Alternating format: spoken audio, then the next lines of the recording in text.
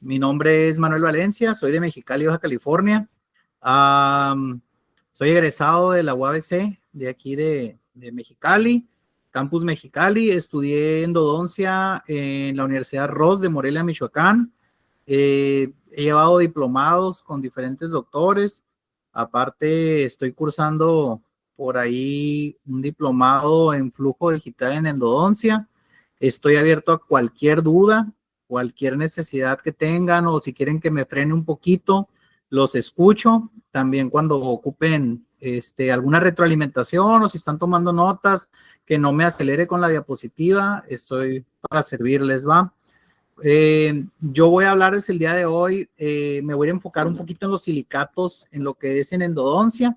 Los silicatos son materiales, no pudiéramos decir nuevos, porque ya tienen desde los años 80 utilizándose y llevando a cabo las bases de lo que en algún momento fueron materiales con los que iniciamos los tratamientos de conductos radiculares. No sé si tengan ahorita por el momento alguna duda, pero pues para yo poder hablar de un material de obturación, que en este caso sería un material sellador o reparativo, yo tengo que primero tocar temas, pues irme un poquito más a lo que son las bases, ¿no? Las bases de los tratamientos de conductos, como lo es reparación periapical, que se va a ver un poquito, núcleo, y de ahí nos brincamos ya de lleno a cómo funcionan los silicatos en endodoncia. ¿Quieren que lo hagamos dinámico, que les esté preguntando, o nos vamos directo a platicar? Como ustedes digan. Bueno, andamos un poquito acá seriezones, pues le voy dando. Los silicatos en endodoncia, como di la introducción ahorita, pues en la actualidad tienen diferentes usos, como lo podemos ver en la imagen de la portada. Me gustó porque pues realmente toca todo lo que no en las ramas de la endodoncia o de la terapia pulpar en la cual lo manejamos, como lo es un recubrimiento pulpar directo, principalmente, perforaciones radiculares durante el tratamiento de endodoncia, reparación de resorciones, que hay diferentes tipos de resorciones, para hacer un tapón apical o una apexificación, así como un sellado, un cemento sellador. Vamos a comenzar hablando pues sobre la reparación periapical. La reparación periapical es aquello que nosotros después de un tratamiento radicular buscamos, ya que el tratamiento endodóntico no va a finalizar con nomás estar metiendo la limita y raspando el diente y dándole esa conicidad, sino que estamos hablando de un sistema de conductos radiculares.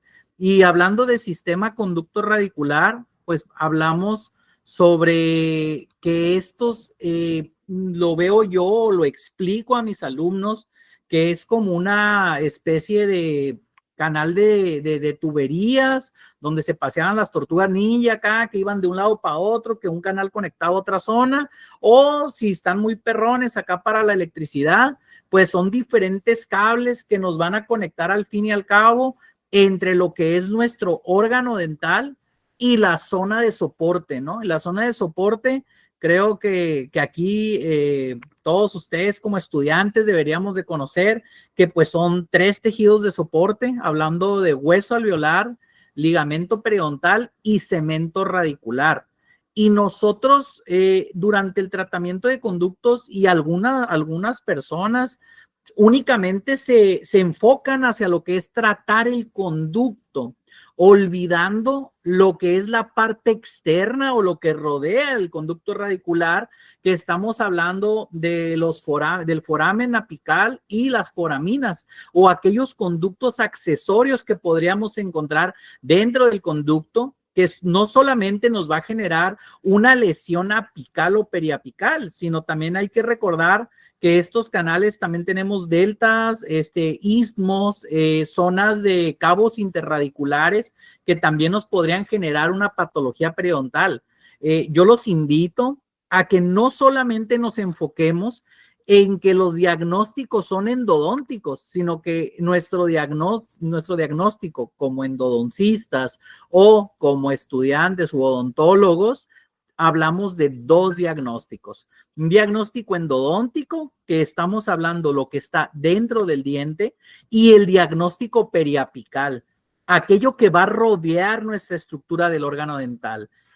Algunos ejemplos que creo que son muy sonados: hablamos de una periodontitis apical asintomática, una periodontitis apical sintomática, una zona radiolúcida en la porción apical que pudiera ser un absceso apical agudo, crónico, o un quiste verdadero, una zona granulomatosa o cualquier otro tipo de lesión que nos haya generado una pérdida de estructura ósea.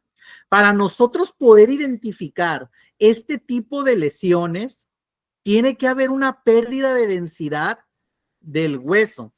Y es de aquí de donde vienen los memes, ¿no? Que sería más fácil en la vida si radiopaco fuera radiolúcido y radiolúcido radiopaco. Pues es que hay que ver que la radiopacidad lo va a dar el choque de nuestros rayos X con las estructuras que van pasando a través de él.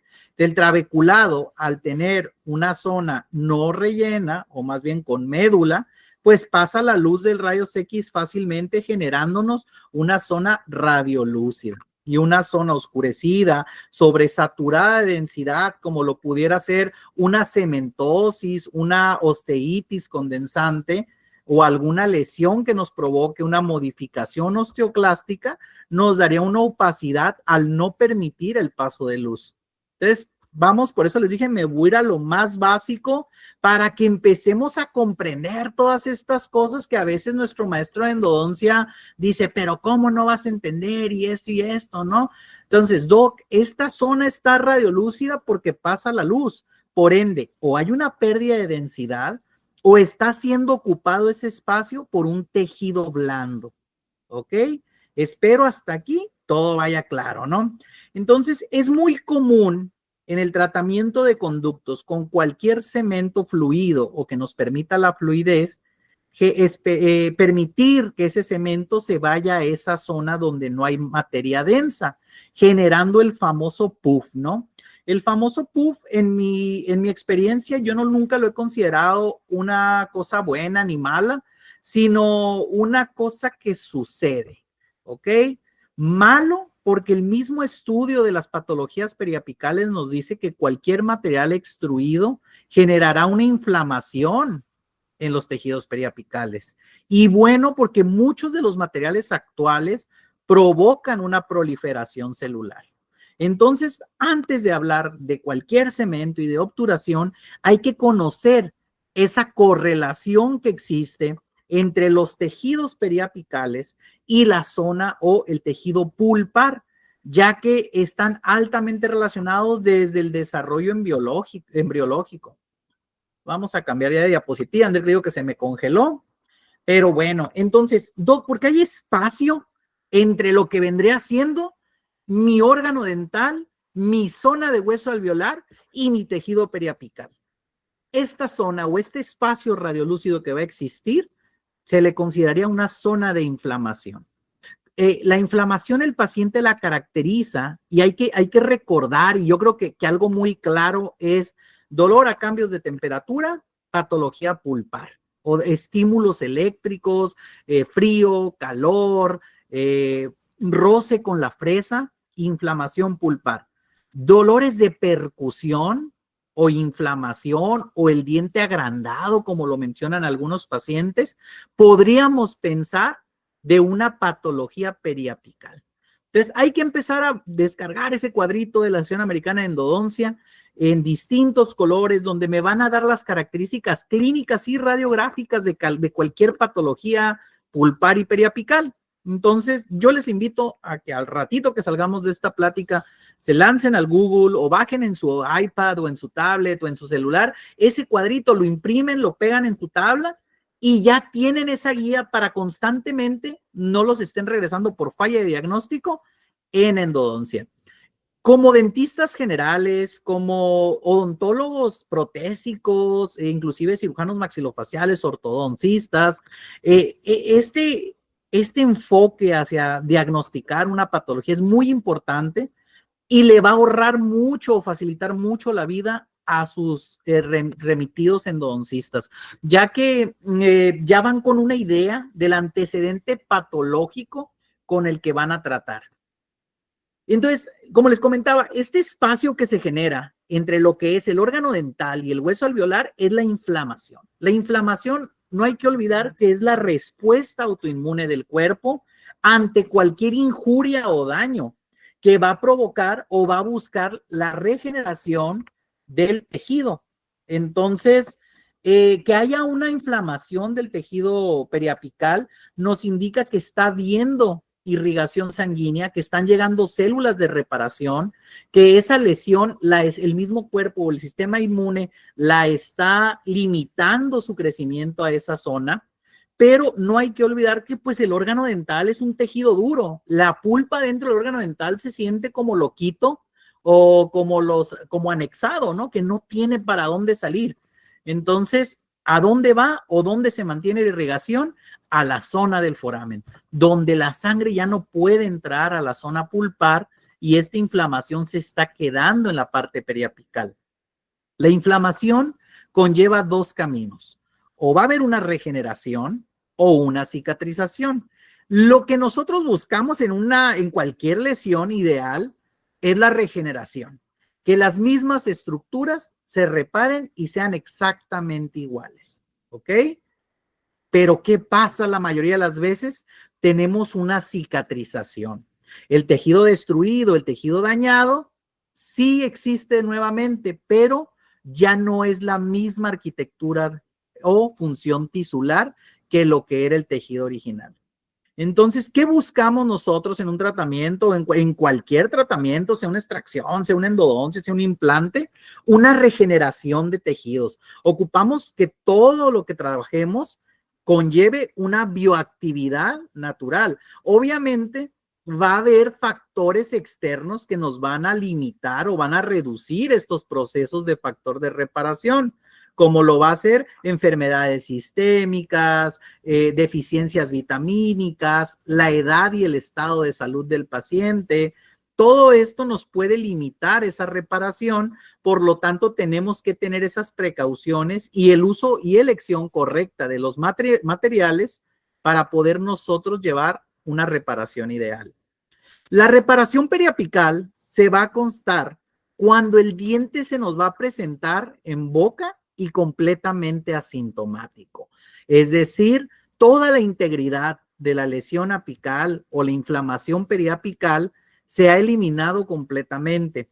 Existe una reabsorción de cementos y dentinas y apositados, tejido de cemento directamente sobre el foramen apical, provocándonos un sellado natural de ese foramen. Y esto lo vamos a lograr utilizando y realizando los procedimientos con correcta desinfección, con la selección adecuada de materiales de obturación que provoquen o promuevan esta bioactividad celular, donde los osteoclastos y los osteoblastos van a neoformar ese hueso. Tiene que también, para nosotros lograr una reparación periapical ideal, una neoformación de fibras periodontales, que éstas se vuelvan a adherir alrededor del cemento radicular, una restauración dimensional normal del espacio periodontal, que ya no se observe esa inflamación.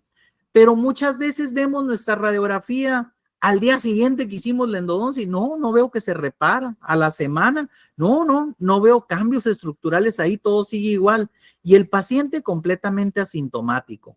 Nosotros no nos tenemos que presionar a que esa lesión desaparezca. Recuerden que todo conlleva un proceso de reparación. Hay que esperar, hay que dar tiempo. Cuando colocan los implantes dentales, no sé si ya han visto estos temas, o inclusive una extracción dental, no se va a generar una reparación inmediata, no van a sacar el diente y al día siguiente el hoyo tapado, ¿no? Como si no hubiera pasado absolutamente nada.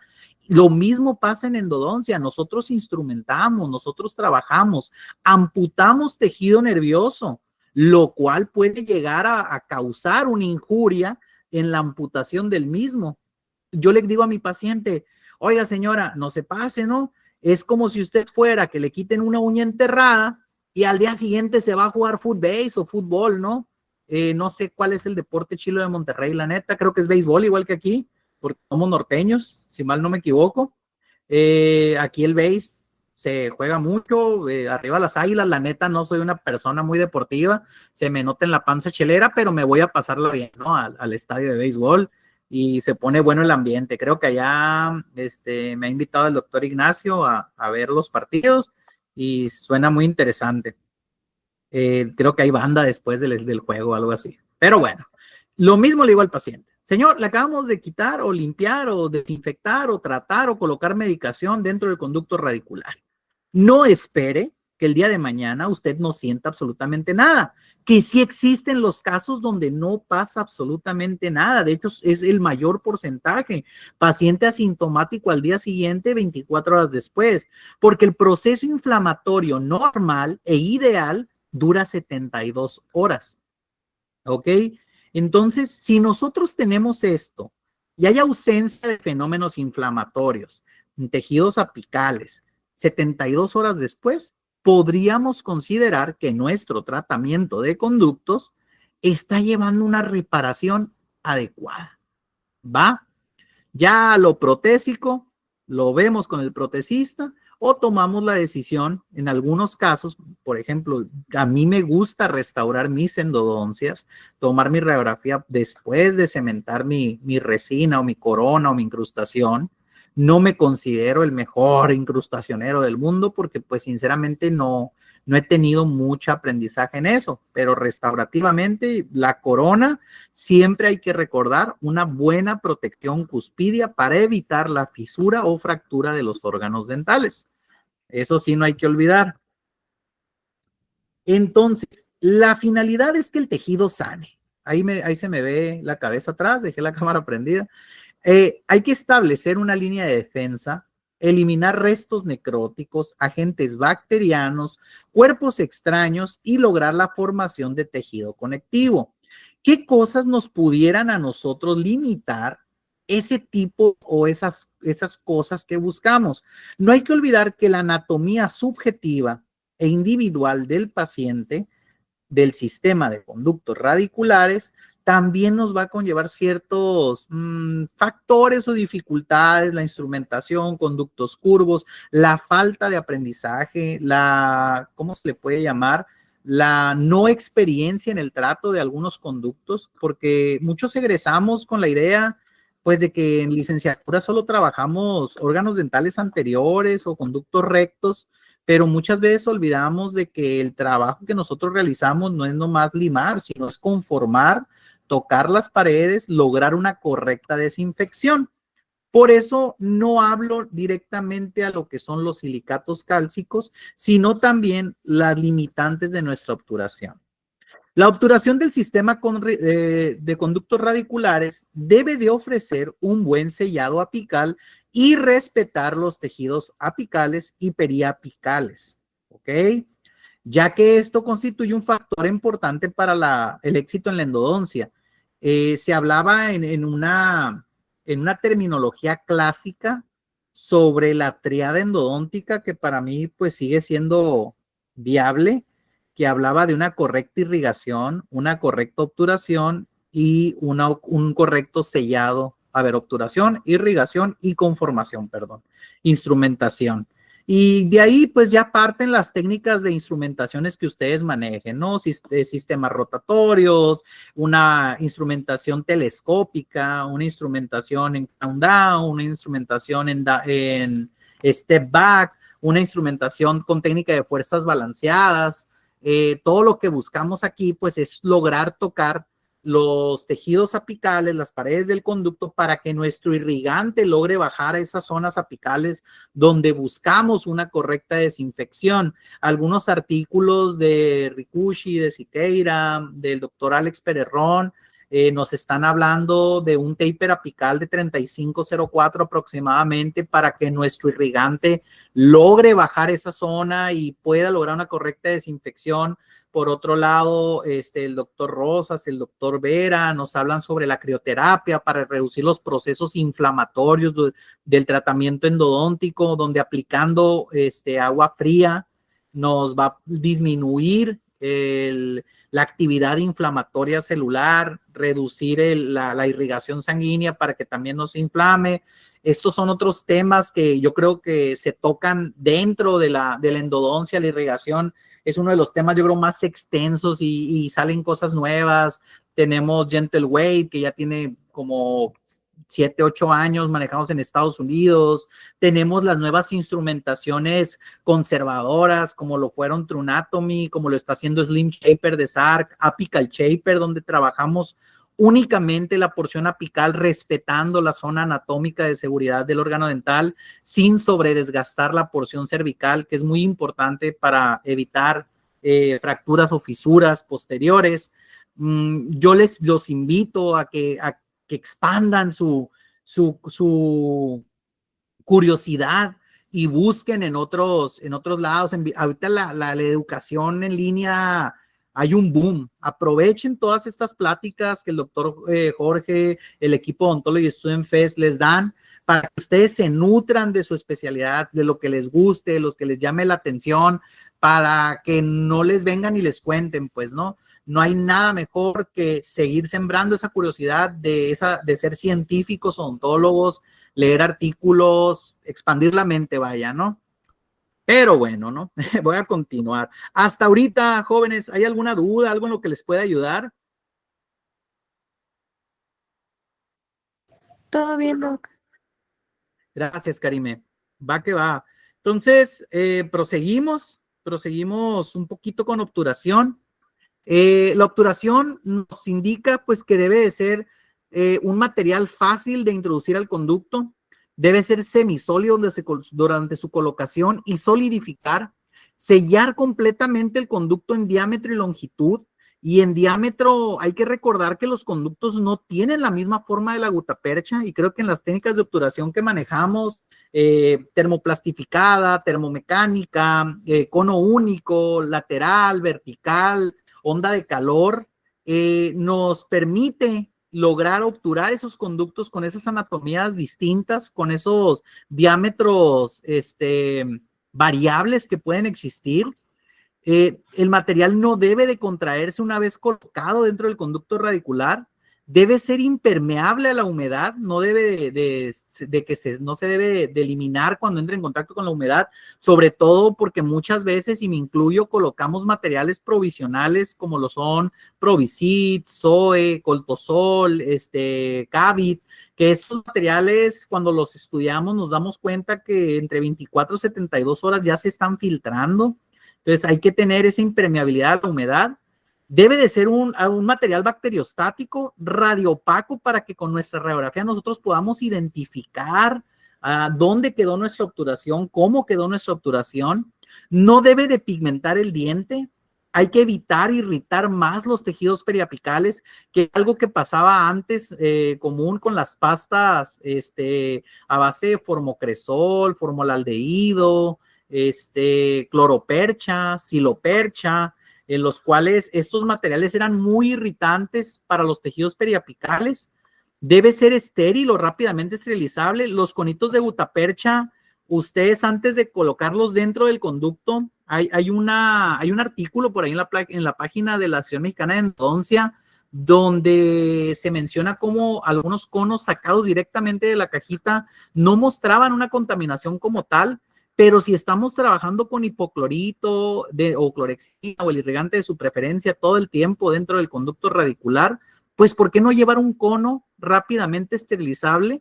Y esto se puede lograr llevando su cono de gutapercha 1 minuto hipoclorito para que también logre una desinfección. Y debe ser fácil de remover si esto fuera necesario. Es decir, hablamos de un retratamiento.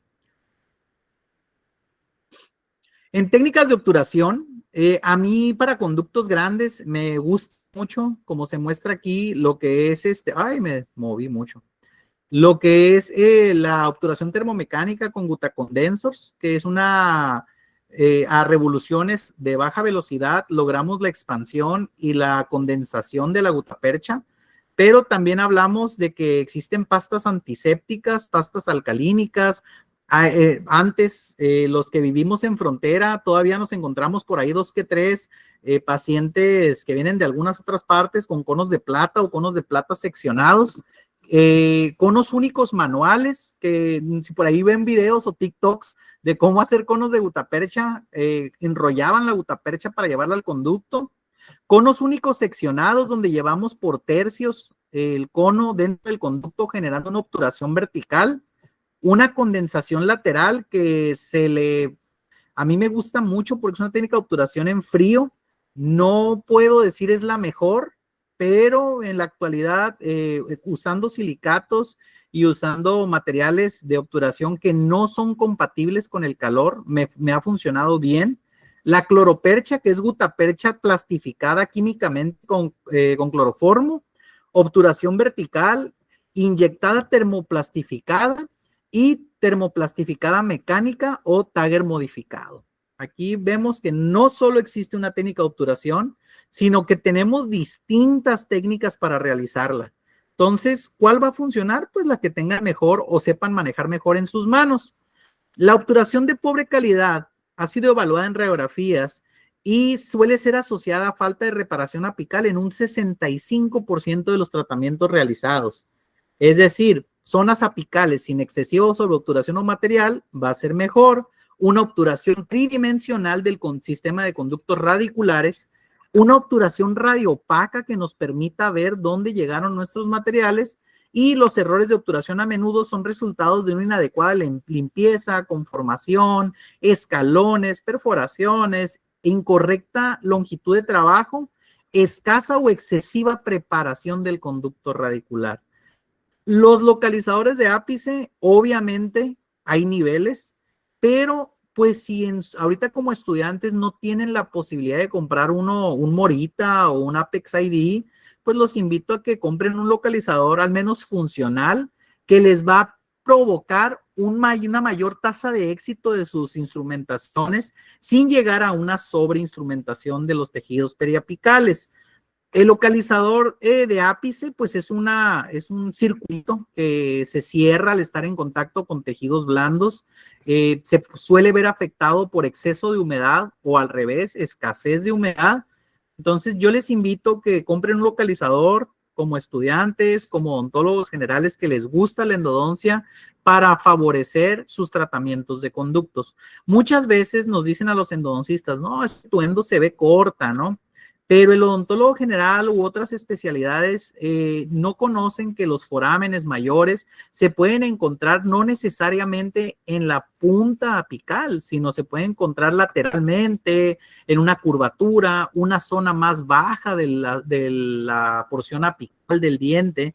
Entonces sí los invito a que revisen o vean cómo funciona un localizador de ápice para poder analizar y aumentar la tasa de éxito de sus tratamientos. Otra cosa de las que tocábamos el tema, estábamos hablando de irrigantes, ¿no? ¿Qué me va a generar una mejor irrigación? Los quelantes como el EDTA, el ácido cítrico, el ácido etidriónico en la actualidad, que algunos por miedo a usar el hipoclorito de sodio se cierran a solo utilizar EDTA o clorhexidina. Bueno, pues les informo que pues muchos estudios mencionan que la clorhexidina, el EDTA o algunos otros irrigantes apenas alcanzan lo que sería una activación del hipoclorito al 1%. Entonces sí hay que utilizar hipoclorito de sodio, hay que comprar el de Viardent, hay que o buscar una marca que vendan en su localidad. Ya los de Brazzers como Triton que venden en Estados Unidos pues son adquiribles. Ahorita el mercado está un poquito abierto, más no sé cómo vaya a ir ahí con los aranceles y todo ese rollo, ¿no? La irrigación tienen que tener un protocolo de la preparación de la superficie donde van a obturar, un protocolo de desinfección del conducto con el hipoclorito de sodio, una quelación o amplitud de los túbulos dentinarios con el EDTA y una vez más eliminar mis irrigantes ya sea con agua o un correcto secado del conducto. La obturación tiene que ser siempre tridimensional y para esto tenemos que utilizar una aguja biselada ubicada aproximadamente a 3 milímetros de la longitud de trabajo.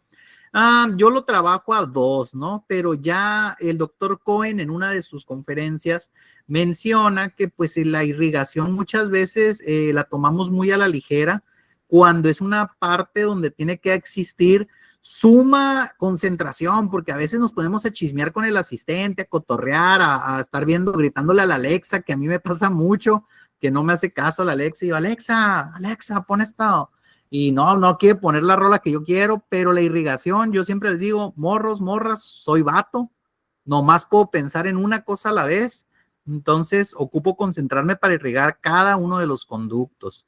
Se menciona que un protocolo de irrigación requiere 15 mililitros de hipoclorito de sodio por cada conducto y la sustantibilidad del hipoclorito dentro del conducto tiene que haber recambios para que este esté funcionando y a su vez los invito a una activación. Hay distintos tipos de activación, existe aspiración negativa, endovac, activación sónica, ultrasónica o ya así ya de que, pues de esto a nada, una activación manual. Una activación manual me referiría a mover un poquito mi cono de gutapercha dentro del conducto con hipoclorito para provocar movimientos del hipoclorito hacia los conductos accesorios, laterales o mismo dentro del túbulo dentinario y este esté provocando movimientos de turbulencia que nos asegure la limpieza de nuestro conducto radicular. Okay. Si es necesario usar una aguja biselada con no salida directa, que la salida sea lateral preferentemente. Existen también agujas de salida lateral doble, existen las Irriflex, muchas agujas ya vienen con gauges, las Navitips de Easy Dental también vienen con gauges ahí para irrigar a gusto, colocar tope para nosotros poder determinar hasta dónde estamos metiendo nuestra aguja y no provocar un accidente de hipoclorito que a todos nos proteja, ¿verdad? Entonces, como les hablaba, tenemos núcleos y selladores. Núcleo, la gutapercha, que es el material que usamos yo creo más en la actualidad, y los selladores, los cementos que utilizamos. Existen pastas de formaldehído, la N2, la pasta de Maisto, a base de óxido de zinc, Grossman, Rickards, PCSU, Tubicil, a base de hidróxido de calcio, Silapex, RCS, Apexit, Vitapex, Siler 26, a bases de ionómero, Endion, Ketac Endo, y con bases de resina como H26 o H+, Endores, Resilon, MTA Filapex, pese a que lleve por ahí el nombre MTA, no deja de ser polímeros, base de silicona como Roecosil o Gutaflow y bioactivos como los biocerámicos, Ceracil, Biosiciler, de Densplay está H Bioceramic, Biosiciler, N-Root, C-Root SP, tenemos muchos, que es de los que vamos a hablar. Entonces, ¿qué factores van a influir en nuestro fracaso endodóntico?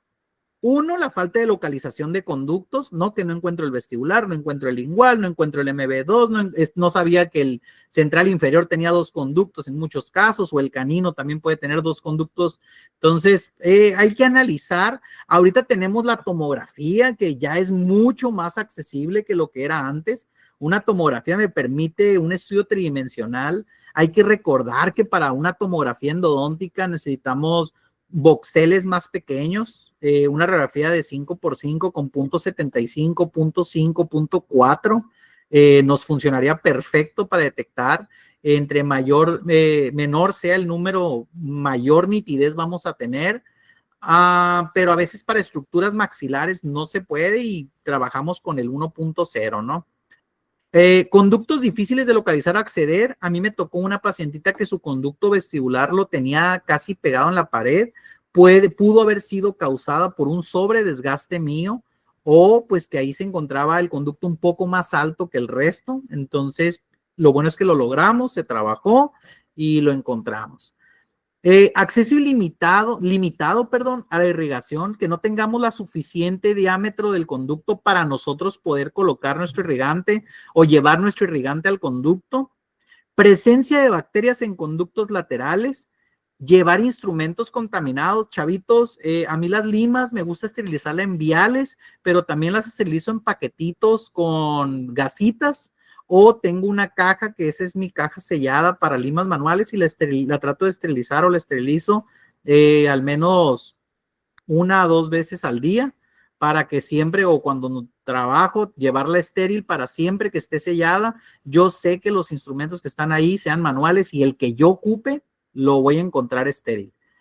Y selladores extruidos, así es, también el puff, como les decía, puede ser un desencadenante de una lesión.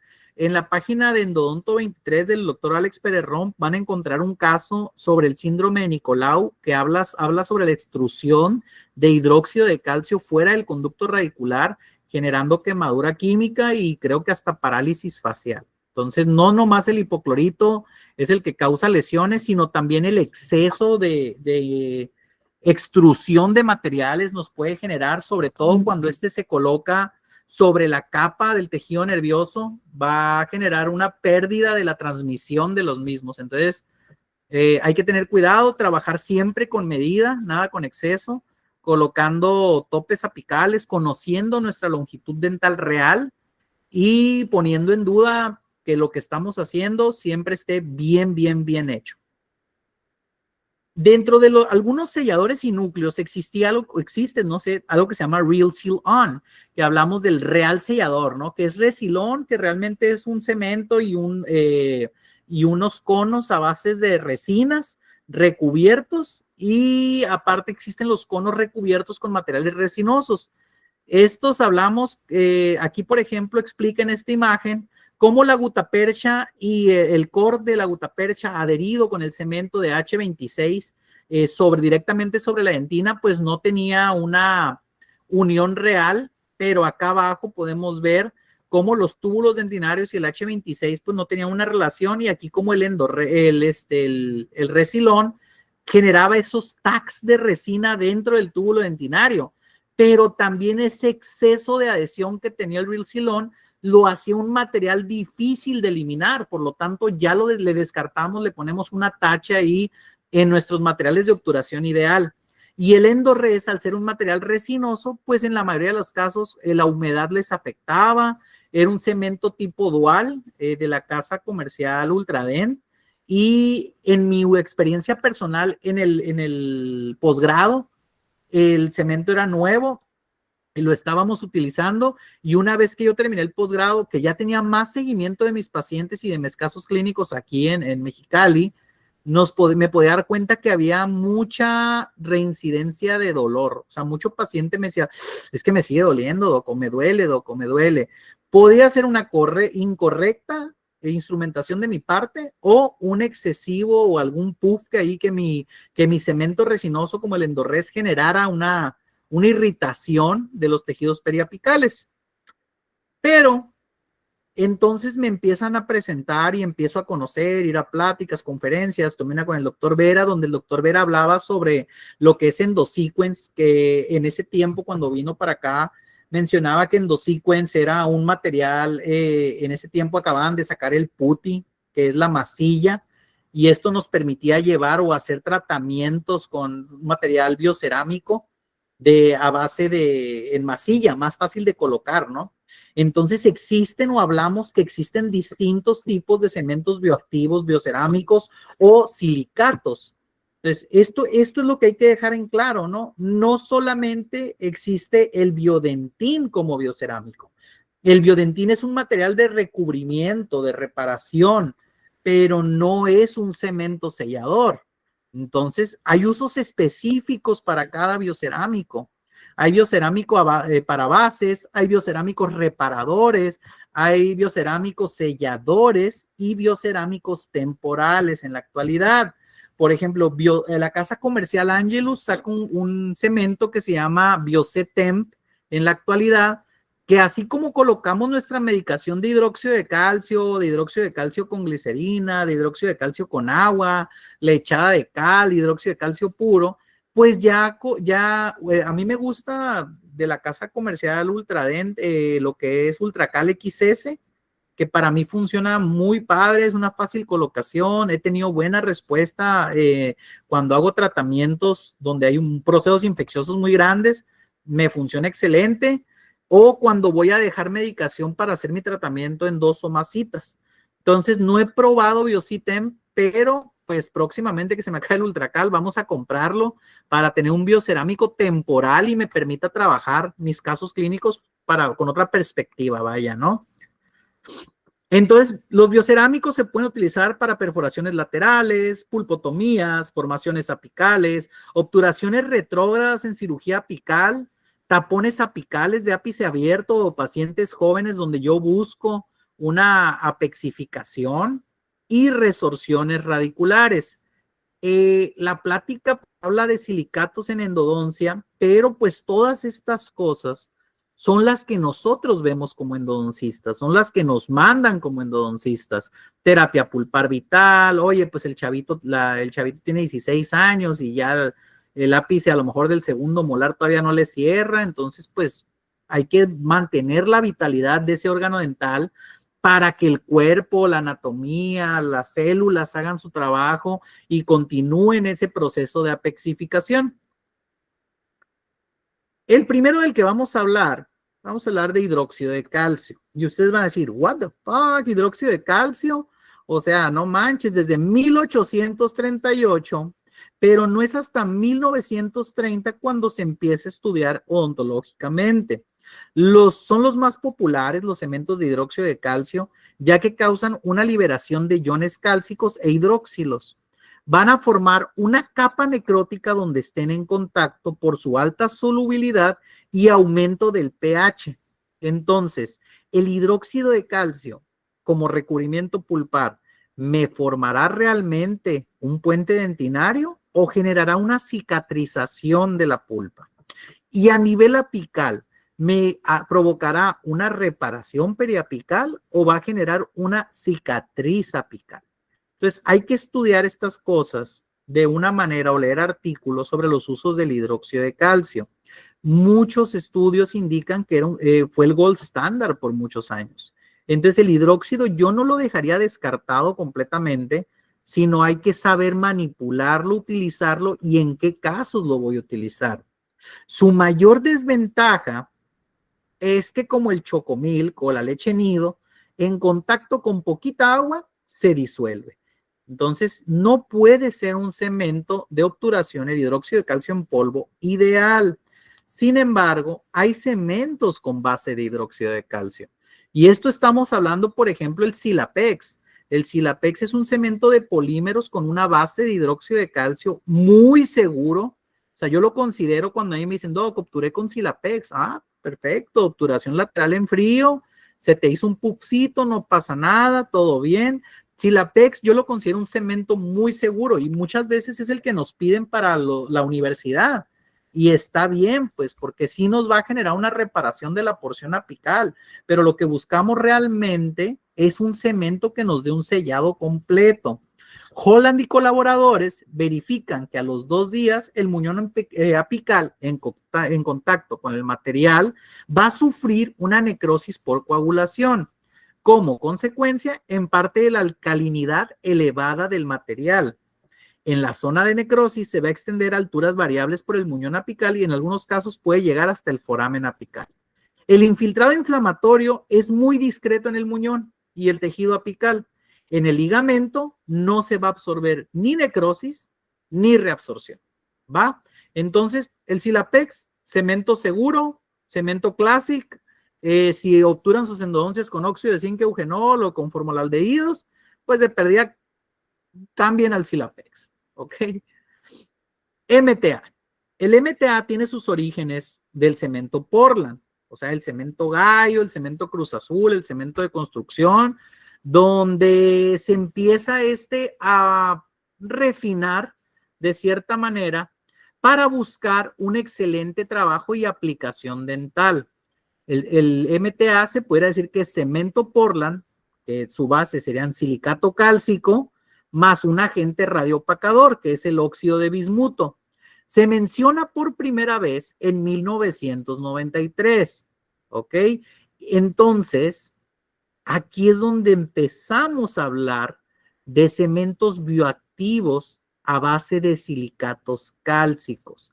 Para que un cemento sea bioactivo, debe de generar actividad celular. Por lo tanto, se dan cuenta que el MTA logra ese objetivo, que es la reparación de los tejidos. Se puede considerar que el MTA es un recubrimiento bioactivo o hidráulico. Después se crea ProRoot de la casa comercial Dentsply, donde ProRoot se empieza a utilizar para la reparación de perforaciones en radiculares, perforaciones en furca, tapones apicales, se llevaba zona apical. ¿Cuál es el problema del MTA? Pues es muy difícil de remover y se endurece rápido. Entonces la manipulación del MTA sí tiene que ser una manipulación con buena, ¿cómo se le puede? Perspicacia, buena astucia por parte del operador.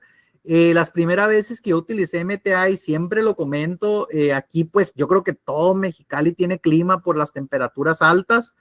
Se me ocurre poner mi MTA en una loseta enfrente del aire acondicionado y pues se me volaron ahí mis 800 pesitos de como vendían el ProRoot antes. Y eso ha sido de las cosas que digo, oye, a mis alumnos siempre les digo, hey, vato, trabaja con el MTA donde no tengas viento ni nada porque se te va a volar la feria, ¿no? El MTA maneja un pH de 12.5 similar al del hidróxido de calcio, creo que anda en 14, si mal no me equivoco. Brinda un excelente sellado y puede permanecer en cámara pulpar sin causar otra cosa más que pigmentación. El MTA, tanto el blanco como el gris, llegan a cambiar los colores del órgano dental, volviendo tu órgano dental pues un poquito más oscuro, más opaco, dándole un aspecto a lo mejor más prietillo, ¿no? Diciendo acá en el barrio, y esto va a provocar pues que el paciente requiera luego un tratamiento más estético. El MTA en las muestras va a demostrar una reducción significativa en la adhesión celular con respecto a un grupo de control. El grupo de cemento Portland se vieron células de formas circulares que muy pocas estaban vivas. Durante los 7 primeros días no existía una diferencia significativa en la proliferación celular del MTA con respecto a un grupo de control donde se aplicó cemento Portland. Pero a partir del día 14, el MTA tuvo una mayor proliferación celular con diferencias significativas en relación al grupo de control donde se le aplicó cemento Portland. Entonces, el MTA llega a activar el organismo, a activar las células y aparte logra una reparación tisular. Entonces, el MTA se pudiera considerar un excelente cemento. Me quedó, voy a modificar un poquito la diapositiva porque me quedó oscuro para que se vea. Hasta ahorita, chicos, ¿alguna duda? ¿Algo que en lo que les pueda ayudar?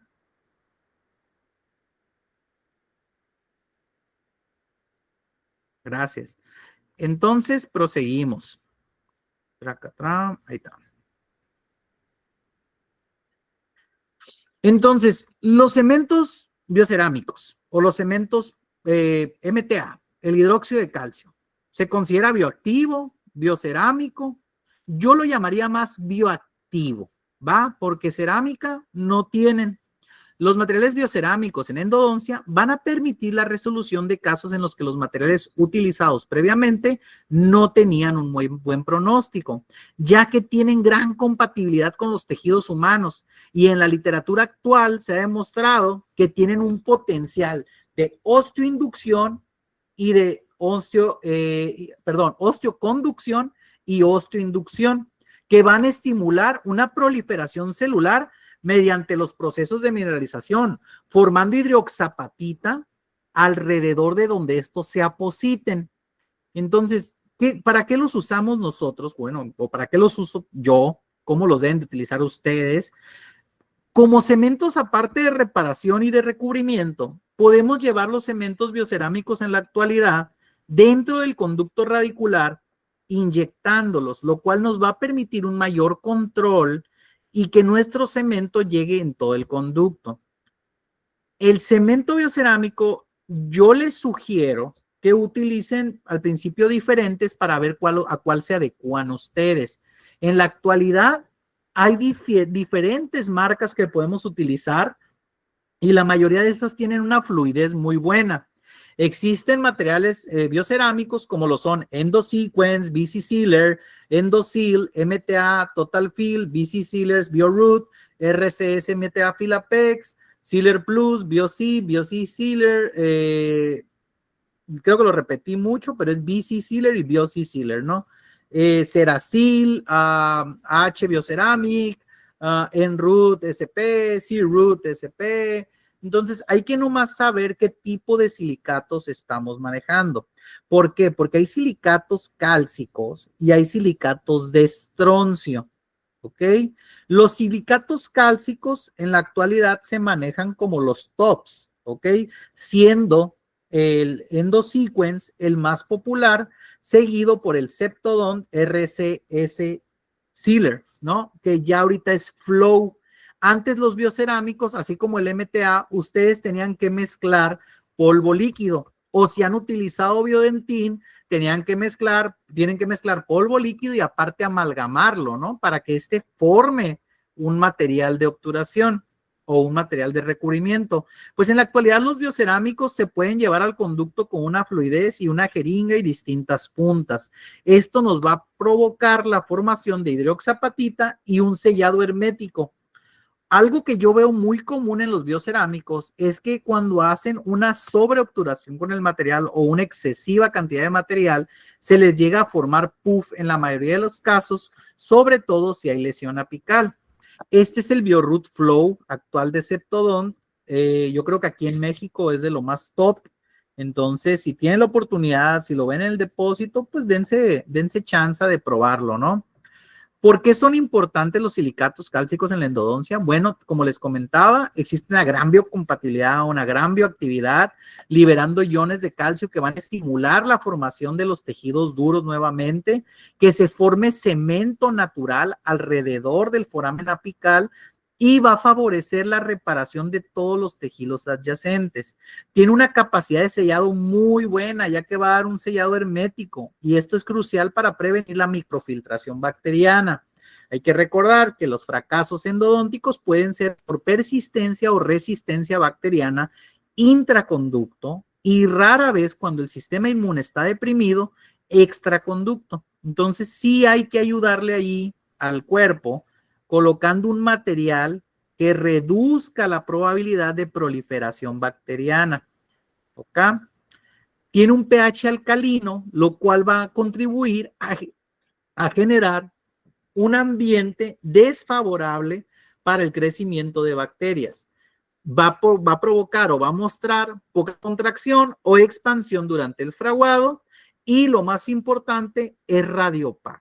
Por lo tanto, es muy visible radiográficamente.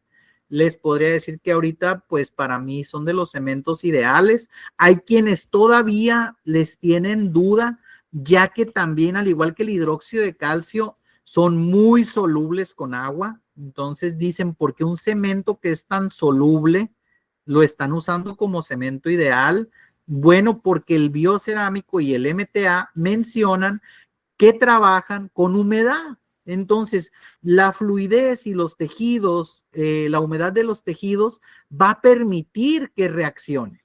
Entonces, esta reacción a los fluidos tisulares va a provocar una liberación de iones de cálcicos y de hidróxilos. Va a aumentar el pH de la zona. Va a interactuar generando una precipitación y unión química con los tejidos duros. Entonces, esto nos va a favorecer al sellado del conducto radicular. Va a estimular la adhesión celular, la proliferación y la formación de una matriz colágena, la cual me va a permitir que mis células estén en constante crecimiento alrededor de donde se ubique el cemento. Entonces, aquí volvemos a preguntarnos, ¿realmente quiero el puff? ¿Lo provoco el puff? O que pase si sí, o que no, si no pasó, mientras mi cemento, mientras mi obturación esté llegando al límite del CDC, no va a pasar nada, Pecas, todo va a estar bien. Vamos a lograr una buena diferenciación celular, modificando, modulando las células que se encuentran en la zona periapical y la reparación por la osteoinducción osteoblástica y osteoclástica. neoformando o remodelando el hueso que se perdió durante mi lesión periapical. Entonces, los silicatos cálcicos sí son buenos cementos, sí se considerarían en los estándares. De hecho, los primeros usos de los biocerámicos o de los cementos silicatos cálcicos, perdón, era para reparación de fisuras óseas. Entonces, hay que buscarle ahí. Angelus, para que vean ahorita esta imagen, menciona dos, Biosiciler y MTA Filapex. Biosiciler sí se consideraría un silicato cálcico. MTA Filapex tiene partículas de polímeros. Entonces, al igual que Teracal, que se dice ahí que tiene por ahí un ancestrillo biocerámico o bioactivo, no hay que olvidar que tienen polímeros. Entonces, esto les quita esa propiedad. Les invito a que lean artículos de la doctora Josette Camilleri, que también explica mucho sobre materiales. También tenemos los silicatos de estroncio, que en la actualidad pues se están vendiendo mucho. C-Root ahorita ya tiene, ahorita patente, creo, aquí en Estados Unidos. Entonces ya nomás están viendo cómo importarlo y exportarlo más también para México. Si bien no es el principal de los cementos biocerámicos conocidos en endodoncia, como lo es el silicato de calcio, va a desempeñar un papel importante como modificador o aditivo en algunos materiales dentales. En algunos casos también podemos encontrar componentes de biocerámicos específicos con silicato de estroncio, como lo es el C-Root.